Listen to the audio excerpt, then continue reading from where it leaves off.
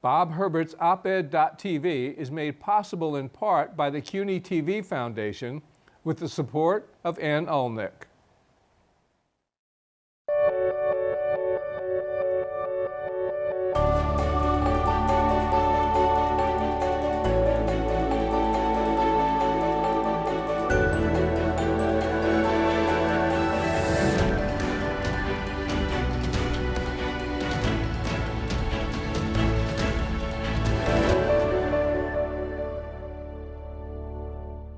Hi, I'm Bob Herbert. Welcome to op-ed.tv. The presidential election this year is one of the most important of our lifetimes. But will it be a free and fair election? Will everybody who has a right to vote get a chance to vote? I'll ask my guest, David Daley. He's the author of a new book called Unrigged: How Americans Are Battling Back to Save Our Democracy. David, welcome. Thanks for doing this. I appreciate it. Pleasure. Thanks for having me, Bob.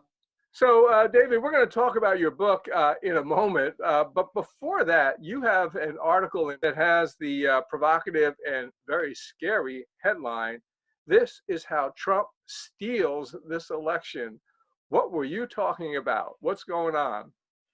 Well, we are in unprecedented times, right? We are about to attempt a national election in the middle of a pandemic. And what nobody knows right now is what the fall is going to look like in this country.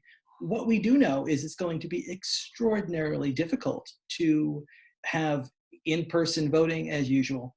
We just saw in Wisconsin a horrific display that I think ought to, shock and sadden all Americans. This image of folks lined up to vote in person in the middle of a pandemic, ordered to do so by the Wisconsin Supreme Court and the US Supreme Court, both of which met at home to make that order.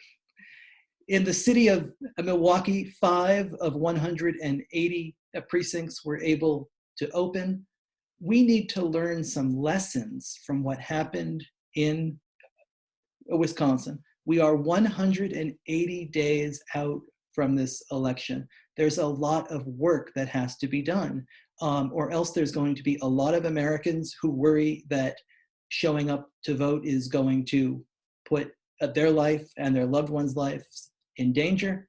It might be really, really difficult for folks who are used to registering to vote in person over the summer at county fairs or high school graduations or football games. Where are they going to register? If we are doing all of this voting by mail, if states are going to go from 10% absentee ballots up to 70 or 80%, this is, as we saw in Wisconsin, it's a significant hurdle for overwhelmed and underfunded election boards to manage.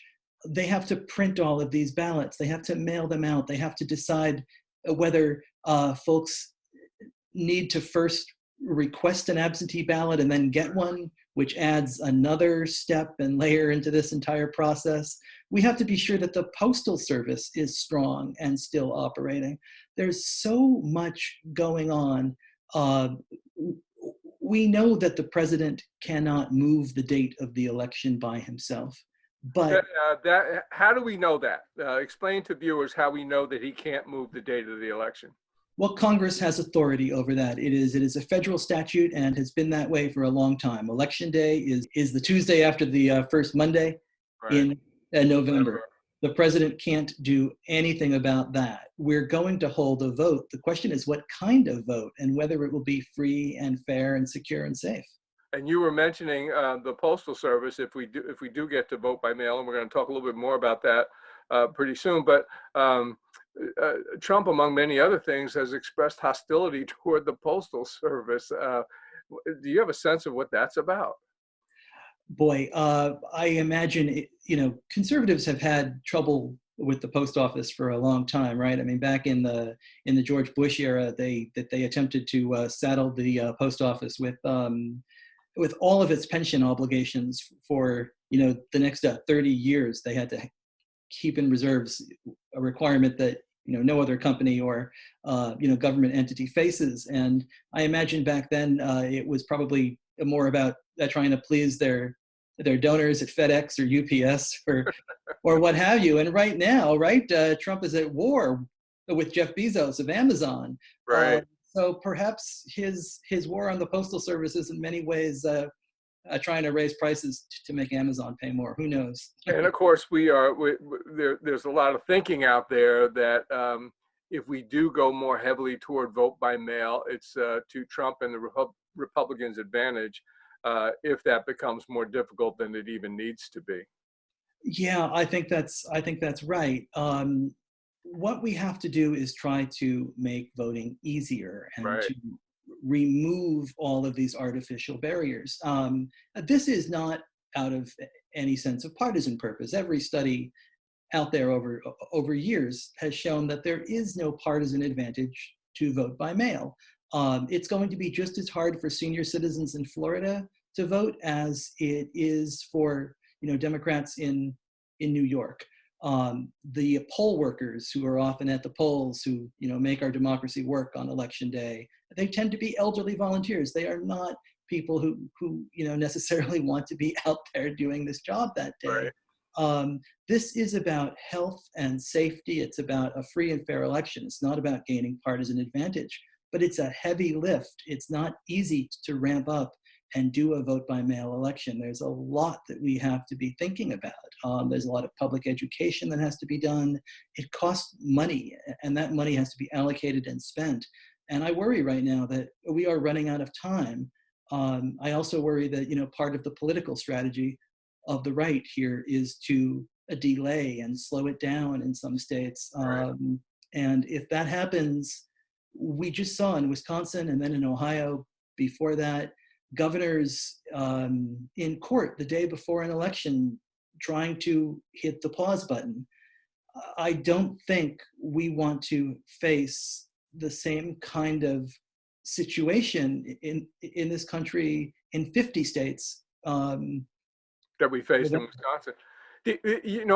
Interestingly enough, though, you were mentioning the Wisconsin thing, and of course, it was the Republican legislature that wanted that election to be held. The Democrats in Wisconsin wanted to postpone the election. It was a health hazard. It's in the middle of this pandemic, as you pointed out, and we were trying to get people to practice social distancing. And so if you could avoid for the time being having people crowded into polling places, that would be the wise thing to do. The Republicans decided, no, that's no good, and they went to court and fought it. But ultimately that backfired, didn't it? It did. What had happened in Wisconsin, to get into the weeds a little bit, it was the day of the Democratic presidential primary, Right. but there was another election on the ballot that day as well, a crucial seat on Wisconsin State Supreme Court. And the thinking by Republicans in Wisconsin was that a lower turnout election, especially a lower turnout in cities like Milwaukee, where they simply were only able to open up 3% of the polling stations, would make it easier for the Republican candidate to win the state Supreme Court election. In fact, the Democrat won. You mentioned in your article, again, that title, I'm fascinated by it. This is how Trump steals the election. But you mentioned several nightmare scenarios in that article. And of course, one of the scenarios has to do with this complicated and outmoded and outdated electoral college system that we have in this country.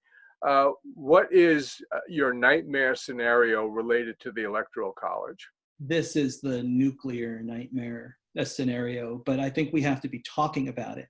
And it is quite simply, we don't vote for the President of the United States. We vote The for individual voters themselves exactly. don't vote for the President of the United States. We vote for Electoral College electors. And state legislatures have allowed us in their kindness to do so, but Article 2, Section 1 of the Constitution does give the authority to pick electors to state legislatures. The U.S. Supreme Court has affirmed this time and again, most recently in Bush versus Gore in 2000.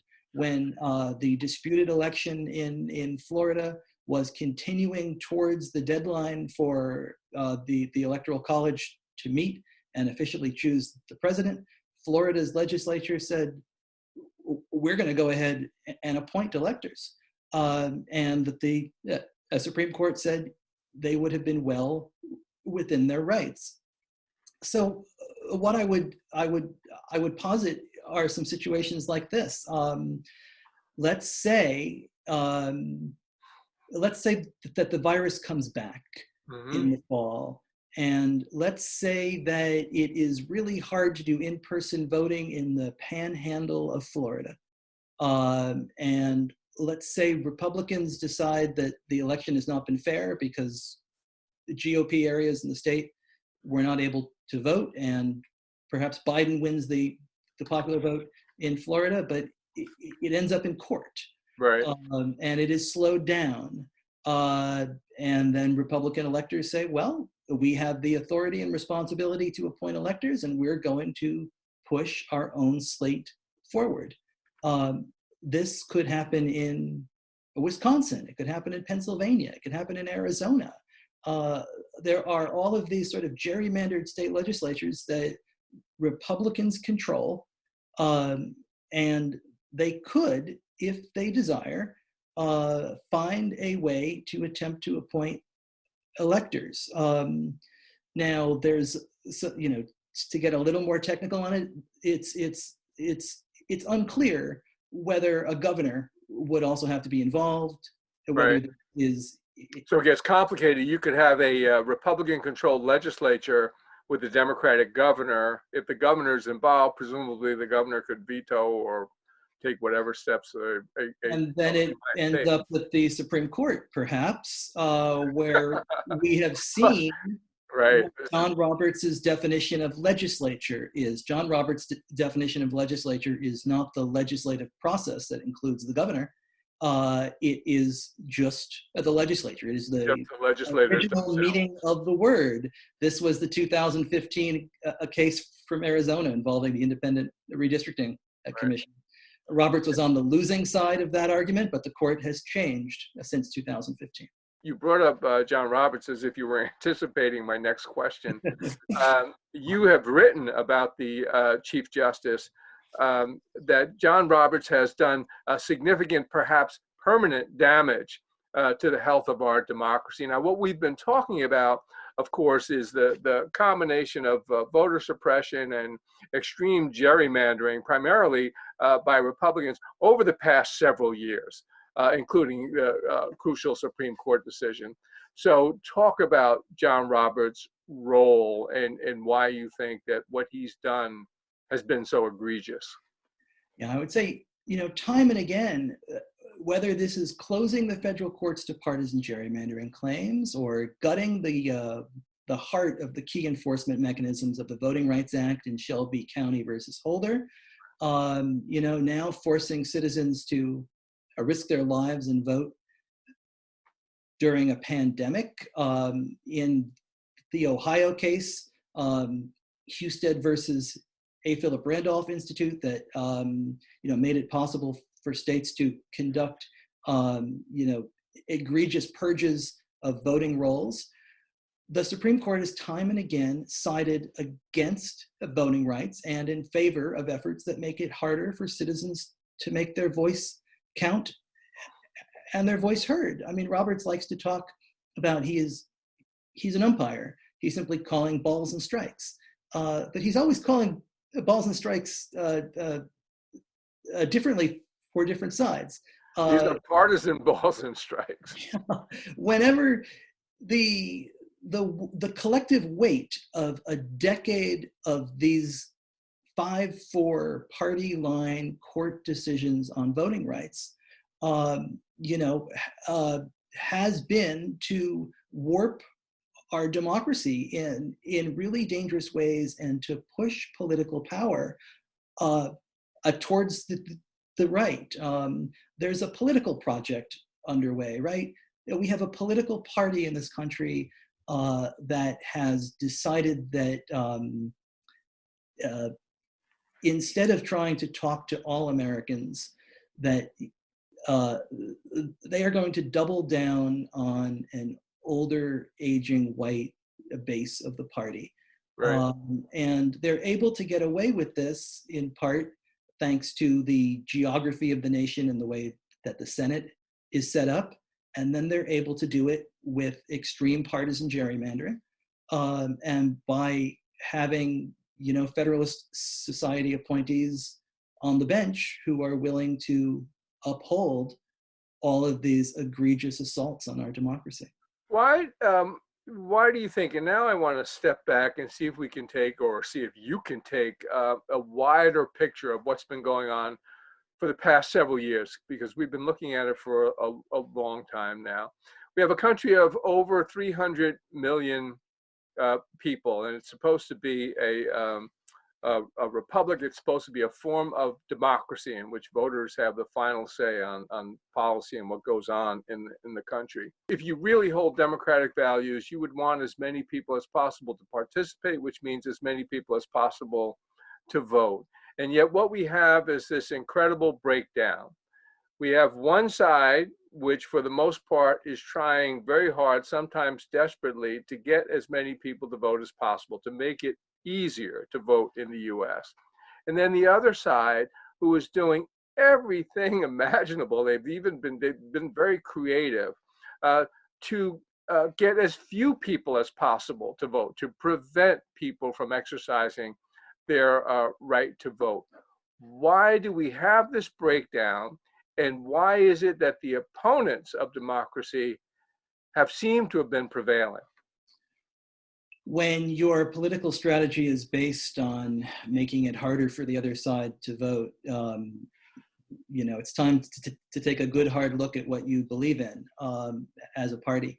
I would say this, a lot of this starts with the extreme partisan gerrymandering that was set loose on the nation in 2011. As you said, we're a nation of 300 million. 59 million of us live in a state right now in which one or both chambers of the state legislature is controlled by the party that won fewer votes in 2018. Isn't that something? Almost 1 in 5 of us. And by the way, all 59 million of those people live in states where Democrats got more votes and Republicans hold the power. And I don't think a lot of Americans understand that. No. I mean, that is democracy turned on its head when the party that gets fewer votes is the party that holds the power. Consistently, again and again. And then they use that power. I mean, if you look across the South especially, the first thing that gerrymandered legislatures do is go after voting rights. Right. So you look at North Carolina, where they enact a brutal voter ID bill that a federal court said was surgically targeted to keep minority voters from going to the polls. Right. Republicans researched the exact forms of ID that African Americans in North Carolina were least likely to have, and then they eliminated those. They researched the days that African Americans in North Carolina were most likely to vote early, and then they eliminated those.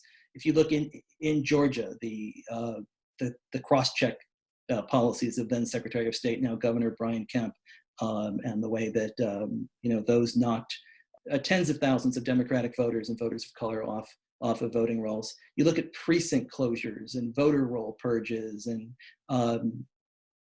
ending absentee balloting in states, and all of this begins to have an effect, especially in super close elections, right? I mean, Donald Trump loses the popular vote by 2.8 million votes in 2016, but he wins the Electoral College by 80,000 votes in 3 deeply gerrymandered states, right. Michigan, Wisconsin, and Pennsylvania. Right. The margin in Wisconsin is 22,000 votes. And the voter ID bill that the gerrymandered legislature in Wisconsin enacted, a federal court said that kept 300,000 people from having the ID necessary to vote. These suppression methods matter. And to tie it back to the Chief Justice, so much of them were made possible in 2013 by his 5-4 decision in Shelby County versus Holder that essentially gutted the enforcement mechanisms of the Voting Rights Act that would have required all of these states with a history of racist voting patterns and actions by state legislatures to get their new provisions approved at the Justice Department. What's interesting is that John Roberts understands that issue, Clearly. understands the implications as well as anyone in this country. Well, John Roberts showed up in Washington in the early 1980s as, you know, a young aide at the Reagan Justice Department, and immediately got to work on trying to undo the Voting Rights Act back in the 1980s. Accidental happenstance. Oh, no. Right. So you have said, getting back to the issue of we're having to vote in the midst of this pandemic, and we hope that there's not a resurgence in the fall, but of course we know that that's also possible. You have said that what we need to do, and what we should understand that we need to do, is have widespread voting by mail this year in the presidential election. So explain, if you could imagine the best scenario possible in terms of the voting process, how would this voting by mail work? The best scenario possible would be that every registered voter in the nation gets a ballot, and that they are able to vote absentee, and that they do not have to do it using any excuse whatsoever. What we have in this country, you know, and it goes back to what we were just talking about, is this patchwork of electoral laws all across the country. And there are some states where it's easier to vote than it is in others. So in 2/3 of all states, you can vote absentee right now without an excuse. But in 1/3, you've got to have a specific excuse. And believe it or not, Texas and Missouri and a lot of these states are saying a pandemic is not one of them. Oh, that's not a good excuse. Oh, not enough, guys. You know, there are states where you have to have an absentee ballot notarized, like Oklahoma, Wisconsin, elsewhere. Well, it's really hard to get to a notary in the middle of a pandemic. It's really so absurd. What's happening in this country is tragic, but in terms of the pandemic itself, but also what's happening to the democratic process is tragic in its own way. Now, it's been tough to get any good news recently on any front, but your book, Unrigged, does talk about people fighting back against all of these abuses that we've been talking about for the past several minutes. So tell us a little bit about the ways in which people are fighting back and who's doing it. I think there's so much to be hopeful and optimistic about on this front. I think people are aware of the big structural electoral problems in this country, and they are working hard to solve them, and it's happening. If you look in Michigan, Michigan was one of 5 states in 2018 that enacted a redistricting reform that will make it much harder for politicians to gerrymander districts after the 2020 census. And it all started with a 27-year-old woman who puts a post on Facebook 2 days after the presidential election in 2016 that she wanted to do something about partisan gerrymandering in the state. And then she adds an emoji at the end of it.